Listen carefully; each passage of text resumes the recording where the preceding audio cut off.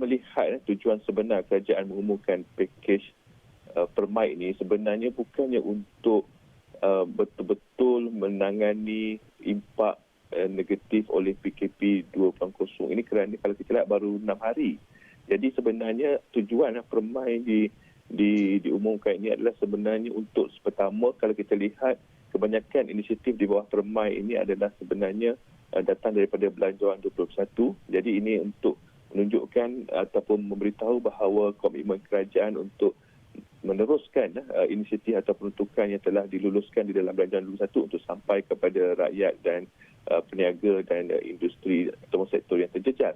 Dan satu lagi peluang untuk kerajaan menunjukkan penambahbaikan dari segi mempercepatkan beberapa inisiatif dan juga menambah baik setengah inisiatif tersebut dengan memastikan bahawa ianya kena ataupun tepat pada masanya sekarang.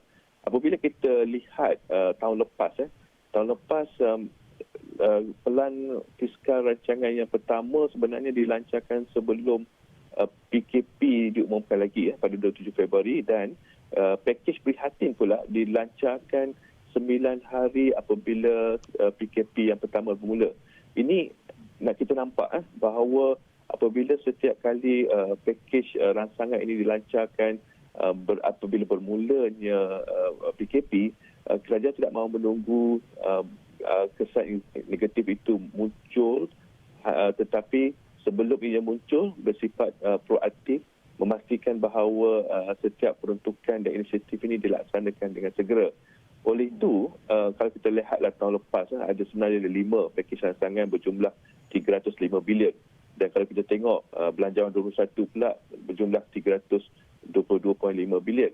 Dan ini sebenarnya bakal menjadi beberapa rentetan inisiatif kerajaan untuk memberi kelangsungan ekonomi, menjana pertumbuhan ekonomi.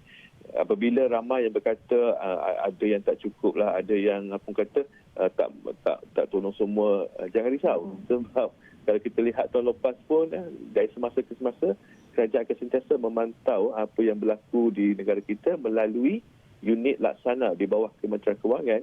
Yang saya lihat sekarang ini memang berterusan memberi laporan setiap minggu apa yang berlaku on the ground, apa yang berlaku yang melibatkan golongan yang terjejas, rakyat dan peniaga, dan setiap maklum balas daripada unit laksana ini kepada Menteri akan digunakan oleh kerajaan untuk berterusan menambah baik peruntukan dalam Belanjawan 21 ataupun kalau perlu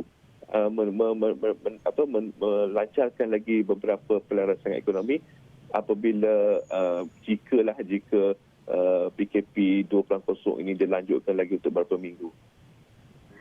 Prof, mungkin Prof boleh perincikan berkenaan perbezaan antara pakej bantuan yang terbaru ini dengan semasa yang dah dibentangkan melalui Belanjawan 2021 secara ringkas, Prof, perbezaan yang ketara. Okey, pertama kita lihat dari segi komitmen kerajaan untuk melaksanakannya.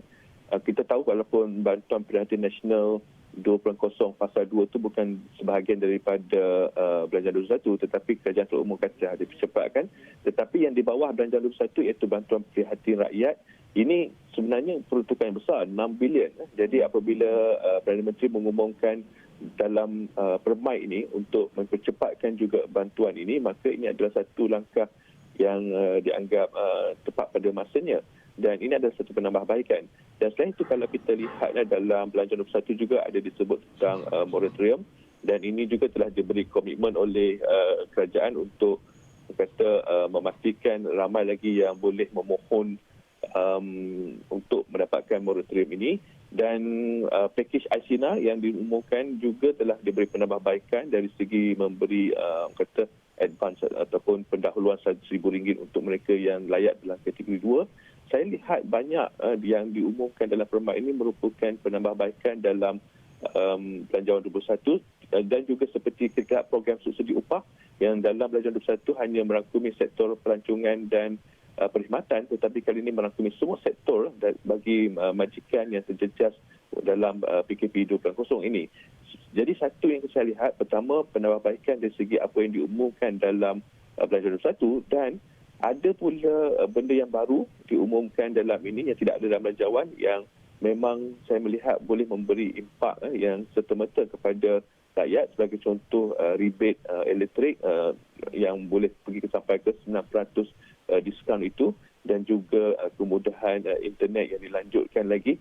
Dan ini saya melihat walaupun ianya adalah satu cara untuk kerajaan menambah baik apa yang telah dipersetujui dalam Belanjawan 1 oleh Parlimen itu, tetapi ada juga ruang untuk memberi inisiatif ataupun bantuan yang tidak ada dalam Belanjawan 1 tetapi relevan dan perlu pada masa sekarang.